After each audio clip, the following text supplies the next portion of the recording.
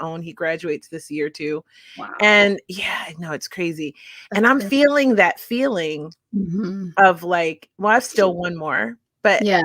but I'm feeling that he's pushing 9, so he's getting real Yeah. independent. And it's almost like that feeling of like, I have all this free time. Yes. What do Yeah.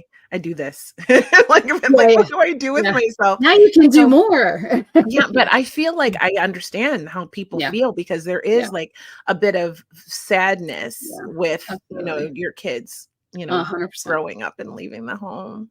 Yeah, Mhm. absolutely. I think, I think a lot of what people go through that get them to the place that they have a home that's completely hoarded is relatable. I think a lot of people can relate to loss and, emptiness and sadness. I think most people can relate to all those things. And I think that's why people are so interested in the show. I think it's hard when some people that struggle with hoarding disorder, it's been going on for a really long time, and they're almost past the point of no return, and they're not willing to change. They're not willing to make adjustments. Their family is saying, please help us, we want to be with you, we want to spend time with you, we don't want to deal with the stuff. Sometimes they don't hear it, and that, I think that's what makes it heartbreaking. You think there's an end to this, there's a way to address this if you're willing to participate. Some just aren't, and that's what makes it hard, but it's also what makes it challenging for me. And I appreciate those times when I'm able to work through that with someone. I actually have someone that she has struggled with hoarding disorder for years, and she is such a joy to work with because I have gotten the opportunity to see her progress. I didn't see her at her worst, but she had 2 storage units. If she's listening to this, she knows exactly who I'm going to be talking about.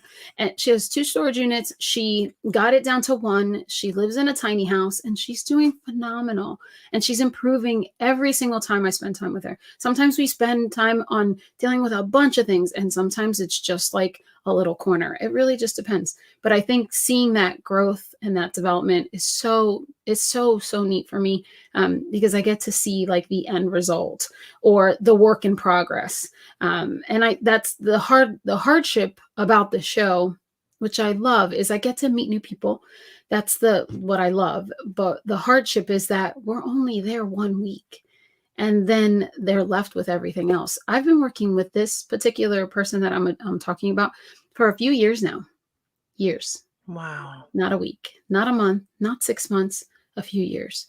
And so it takes time. It's time that we don't have when we do it on a show. So I'm always excited when they're willing to do follow up with an organizer, with a therapist. And I think the therapy is key. I think if they walk away from the show not doing anything else with their items, but go see a therapist, that we have won. Because if they're going to see a therapist, that therapist is going to talk about the stuff and address the stuff, and they're eventually going to get there. But if they can see a therapist, I think that changes the game completely. If they're open to talking and addressing why they're there, why they're dealing with what they're dealing with. Isn't that the truth for a lot of things though? Because we're Mhm. all walking around with all these collective traumas from the pandemic and Absolutely. wars and genocides and everything that's happening Yeah. in the world. And Yes. we're all just carrying this big sadness with us all the Mhm. time with the state of Yes. affairs. And I think then we have all of our personal things. And I think talk about what you said before, like a lot of people get stuck. They get stuck in Mhm. a comfort zone. And this could be, I Do. mean, anything, not just hoarding, but like Right. you get stuck in this comfort zone and you don't Right. want to change. Right. You just don't want to change. And there Right. there is often, I don't know anyone who hasn't experienced some trauma in their Right. life, like little T traumas or big T traumas as they call Right. them. And so that ability to just go to therapy, Yeah. I'm a big advocate for therapy. I've been going for Absolutely. years. Like Absolutely. it's just No, for sure. going there and just being Mhm. able to get the support. Sometimes you just need support, Mhm. sometimes you need strategies, Yeah. sometimes, different things but just like working through the root of what the cause is. And I Yes. can imagine, especially for hoarders, Mhm. what a big difference that can make in their Yeah. life is just getting to the root of what Yes. caused it or Right. recognizing when the world stopped, like, that's so Yes. powerful that you Yes. can even see that by, Mhm. going into the home. Yeah. And it's a lot. I mean, that's not something that I imagine you work through very quickly. It's No. years of therapy Yeah. and work, and, like, it's like alcoholism or any addiction Sure. or eating disorder. That's something that Yeah. I know about, and you don't just get over that. That's something you Mhm. work through every Right. day of making those choices to Absolutely. do what's healthier and better for you mentally and emotionally, and I imagine being a hoarder is no different. Absolutely. Yeah. It's not. You're Yeah. right. I agree. So, now that you're hosting the show, Mhm. um, how does that allow you to interact with I guess, the people who need the help in a different way? Because before, you're sort of just helping them get Yeah. organized, but now you're directly communicating with them more, I would imagine, right? Yeah, so I think, when I started as a support, that's exactly what we were. We were support. There was a few of us supporting the lead cleanup expert and whatever it is they felt like was the next thing to tackle. Now my responsibility is to actually tackle the entire thing. So I need to look at the entire project, and then it's like project management almost. I got to manage the entire scope of the house, indoors and outdoors. I'll give a little spoiler. There's a lot of outdoor clutter we're dealing with on the 22nd of January. A lot of outdoor. So I have to look at the entire scope of what's going on. Do they have running water? And so that's what I'm looking at too. So, people that are on the hoarding scale, do they have one room that they can use, two rooms that they can use, no rooms that they can use? Are they living outside of the house, inside of the house?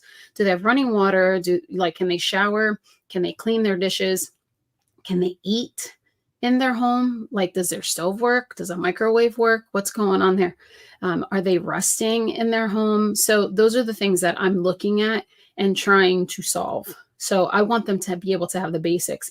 When we're in these situations and we come into these homes, a lot of times they don't have a lot of those things that I just mentioned. So they don't have maybe clean running water, or they have clean running water, but their toilet doesn't work.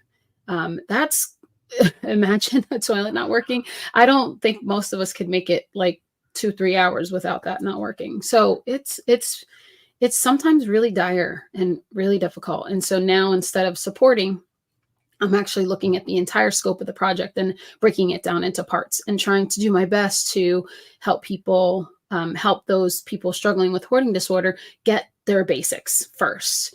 And then we can do bonuses if that's even possible. And it depends on how willing they are. If they're not a willing participant, then it's hard to give them, extras like a nice patio, or, and when I say extras, I don't mean extras like a new car or anything. We're just saying like the basics, and then outside of the basics, like a nice, room to sit in and read in, a TV that's functioning and accessible to them, just some more of the little